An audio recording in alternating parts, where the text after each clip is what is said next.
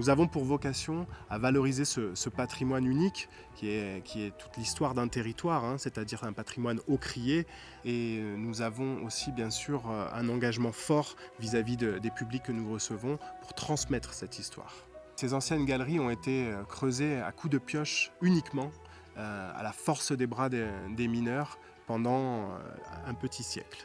Alors au plus haut de la production, on avait ici aux mines de Bruux 150 mineurs qui travaillaient par équipe de 4 ou 5. Et sur l'ensemble des sites au crié, en 1928, année de référence, nous avions 40 000 tonnes d'ocre produites sur le territoire.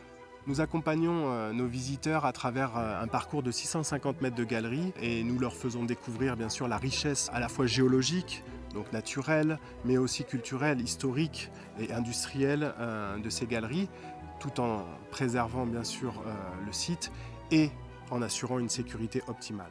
Nous avons une politique d'achat de proximité, donc en circuit court. Nous essayons le plus possible de valoriser les producteurs locaux. Finalement, notre petite boutique est une vitrine du territoire.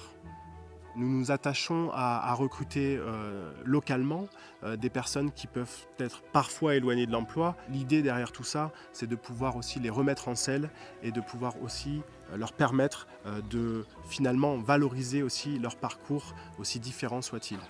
Alors effectivement, nous avons pu depuis 2009 recruter 24 personnes.